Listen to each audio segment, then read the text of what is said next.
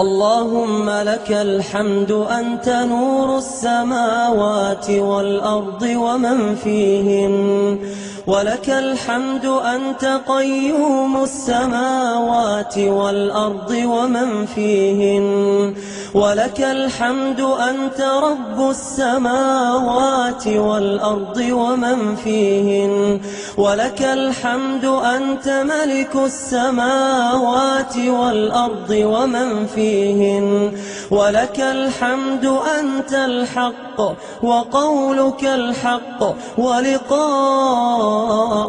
حق، والجنة حق والنار